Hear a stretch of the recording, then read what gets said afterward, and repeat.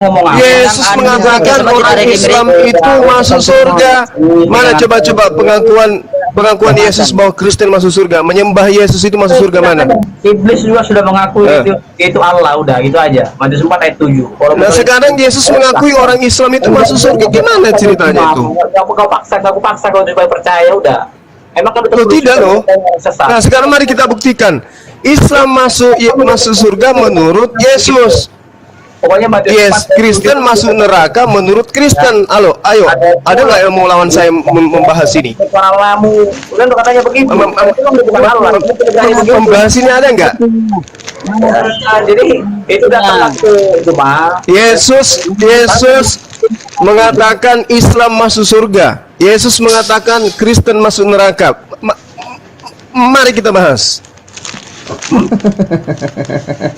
Banyak cerita ngomong hidung nggak ada kejelasan. Buka. Siapa yang bisa buka dulu itu. Matius 4 ayat 7. Ya. Jelas tertulis di situ. Janganlah kau mencobai Tuhan Allahmu gitu. Jadi kalau dia bukan Allah sendiri. Lah buktinya Yesus dicobai, berarti dia bukan Allah. Nah ini ngomong kan di sini nih. Setelah itu baru dia pergi gitu loh. Loh, coba Anda lihat nomor satunya Anda lihat. Nomor satunya Anda lihat. Jelas sekali Yesus dicobai di situ. Maka Yesus dibawa oleh roh ke padang gurun untuk dicobai iblis. Nah, cuman setelah dikasih tahu, bukan? Setelah dikasih tahu baru Yesus dicobai iblis di sini. Iya. Itu kan dikatakan di situ ada pula tertulis janganlah engkau mencobai Tuhan Allahmu. Nah, yang tertulis itu di Mazmur 91 katanya. Jadi itu sudah jelas gitu loh. Janganlah engkau mencobai Tuhan Allahmu. Ya jangan engkau mencobai, tapi faktanya Yesus dicobai, berarti dia bukan Allah. Pasti diketahui sama iblis. Dengarkan, kitabmu sendiri yang mengatakan, maka Yesus dibawa oleh roh ke padang gurun untuk dicobai setan.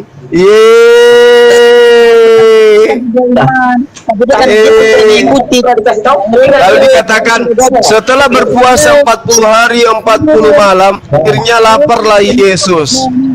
Tuhanmu lapar. Lalu datanglah iblis untuk mencobai dan berkata kepada Yesus, jikalau engkau anak Theos, perintahkanlah supaya batu-batu ini menjadi roti.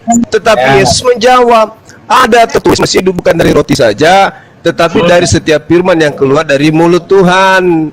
Kemudian iblis membawa lagi. Setelah dia dibawa ke padang gurun, dia dibawa lagi ke kota suci. Di mana disimpan Yesus itu? Dibawa lagi, ditempatkan di bumbungan bait suci. Tuhan kok diginiin kali, kayak ayam mau disaung. Lagi, jangan kau baca dong. Lah ini sudah dicobai dia. Yesus itu dalam status dicobai atau tidak? Iya, tapi kau baca itu kan iya. Berarti Tuhan mau dicobai sama setan. Kan kalau memang bukan sendiri, jadi ketawain sama iblis, bahkan makin dicobain terus. Gundul loh. Dengarkan di kitabmu sendiri Yakobus 1 nomor 13, apabila seorang dicobai, jangan ia berkata percobaan ini dari Tuhan, sebab Allah, sebab Tuhan, sebab Bapa, sebab Theos tidak dapat dicobai oleh yang jahat, dan ia sendiri tidak mencobai siapa. Ini sebab Allah tidak dicobai oleh yang jahat. Allah tidak dicobai oleh yang jahat. Yesus dicobai, sudah dibawa ke padang gurun, habis itu dibawa lagi ke kota suci, habis itu dibawa lagi ke bumbungan bait suci. Bagus-bagus dia tidak dibawa ke kemana gini, ke Papua sana. Tabur kan? Kalau memang dia bisa terus sampai 100 kali, bahkan sampai 1000 kali kayak manusia sekarang, ya kan? Kenapa Tuhanmu itu diobok-obok sama iblis? Tuhan kok digituin kali? Sudah begitu, dengarkan, sudah begitu, dicobai oleh iblis, habis itu dibunuh oleh manusia, dipersembahkan kepada dewa Molok. Ini Tuhan atau apa ya kayak gini? Sudahnya iblis yang obok-obok dia, datang lagi Hansip Romawi bunuh dia. Apanya diharapkan dari Tuhan manusia kayak begitu? Aduh saudara, bertobatlah. Setelah dibilang kayak gitu, masih ada nggak iblisnya? Saya tanya sama sampean.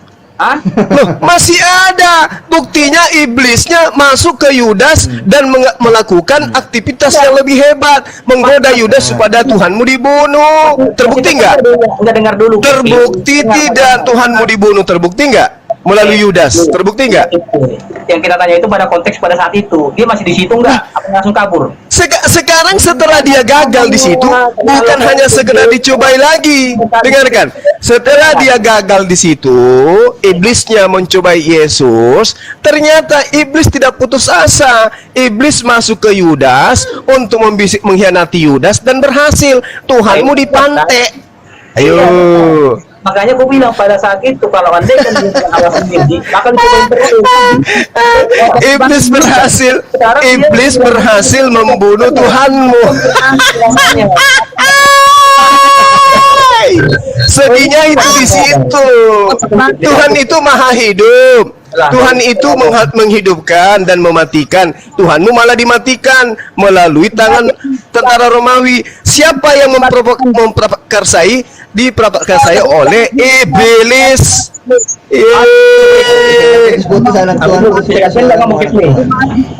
Tuhannya dibunuh sama iblis, nggak malu.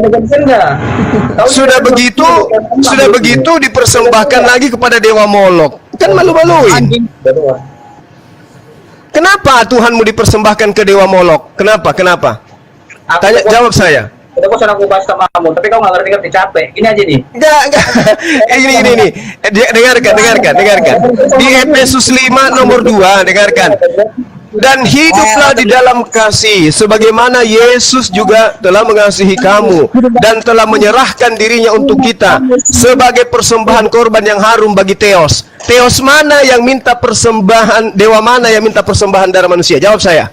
Jawab sebelum Anda mencer tepung. Jawab. Ini udah bosan 7 mah dari kemarin si Kipling itu. Jawab aja dulu. Ini ada anak Theos, anak dewa Molok, jawab. Anak dewa Molok jawab. Di dalam Efesus 5 nomor 2, Yesus telah menyerahkan nyawanya sebagai persembahan dan korban yang harum bagi dewa. Nah, dewa mana? Jawab saya. Dewa mana yang minta persembahan darah manusia? Dewa apa? Pojok aku gitu, Kipli, dengar Kipli. Saya tanya kepada kalian, Efesus 5 nomor 2, Yesus mempersembahkan dirinya sebagai persembahan dan korban yang harum bagi dewa. Jawab saya, dewa mana yang minta persembahan darah manusia? Jawab. Goblok. Udah. Sama anjing.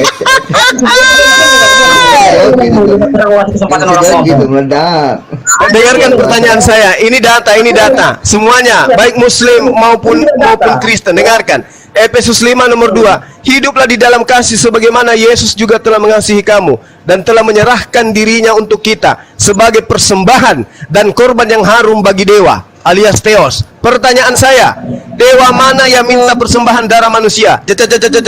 Jawab.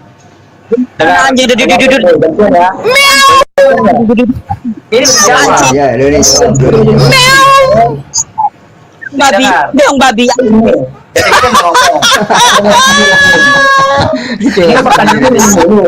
Dulu yang pernah saya jelasin, tapi kamu sesuai dengan iya, coba kamu nggak menjelaskan, kamu hanya berkelit, lari, kabur, habis itu entah kemana-mana muncul lagi. Sekarang saya tanya, di dalam original teks kitab kamu itu disebutkan bahwasanya korban Yesus itu dipersembahkan kepada Theos. Theos dalam hal ini adalah dewa. Saya tanya, dewa mana yang minta persembahan darah manusia? Jawab. Boleh ganti nggak ngomong? Kau diam dulu lah, cuma mulut kayak mulut perempuan. Jangan serati nih, betul mulutmu gitu loh. Dengar, ganti kita nggak ngomong dewasa lah dikit, jangan kayak anak kecil. Umur udah tua, ya kan kita dewasa lah ngomongnya, jangan banyak.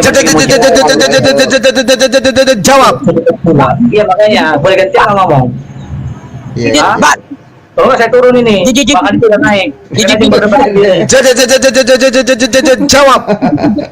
Kalau itu jangan kena kecil, baru udah tua, gitu loh. Kasih kesempatan orang ini diskusi yang baik, ya yang elok. Anak dewa Molok jawab, nggak usah kau curhat. Jawab sekarang. Siapa curhat? Orang mau ngomong kok nggak bisa kasih kesempatan. Kan aneh kok. Itu anjing. Berarti diskusi macam apa begini? Coba. Saya ulang. Udah jawab. Yesus mempersembahkan dirinya sebagai persembahan dan korban yang harum bagi Theos. Theos itu dewa. Jawab saya, dewa mana yang minta persembahan darah manusia? Jawab. Sekarang saya bertanya sama kamu, udah pernah belum tuh jawab mengenai masalah ini? Coba, udah berapa kali? Belum ada Oten yang bisa menjawab saya, belum. Nah itu yang dulu pernah aku jawab sudah dengan Gak ada, kamu cuma curhat merepet. Apa jawabanmu? Saya kasih hitungan sampai 10, kalau tidak ada, saya kick diri saya dari sini. 1, 2. Perempuan mulutmu dari awal juga begini. 3. Dengar. Ya. 4. Mampus. Jadi kalau terkait 5. yang terkonfirmasi tadi, ya saya nggak mau kalau dia mau pertanyaan itu mulu. Udah. Hanya yang kekuasaan itu doang. Itu dijawab lah pertanyaannya, bro. Itu dijawab aja dulu pertanyaannya. Dalilnya jelas. Efesus 5 nomor 2. Yesus menyerahkan dirinya untuk kita sebagai persembahan dan korban yang harum bagi Theos. Theos itu dewa. Sekarang pertanyaan saya, dewa mana yang minta persembahan darah manusia? Jawab. Hitungan kelima Anda tidak jawab, saya kick diri saya. Ya kick aja lah, saya ngomong gini bahwa 1, 3. 3. Bro Doni, Anda bisa jawab atau tidak? 4. Bro Doni, Anda bisa jawab atau tidak? Kerjamu nyari koin doang, udah. Bro Doni, Anda bisa jawab atau tidak? Gak bisa jawab, itu lari kemana-mana. Bro Doni. Oke. Bro Doni. Saya kick diri saya ya. Anda tidak bisa menjawab. Ya, itu kasihan kalau saya terus di sini, nanti teman kita ini bisa pingsan berjamaah. Ya, itu PR-mu ya. Sekalian teman saya pamit undur diri. Pamit undur diri karena ada kegiatan saya pamit. Ini PR buat Oten. Mereka mempersembahkan Yesus kepada dewa mana? Itu Efesus 5 nomor 2.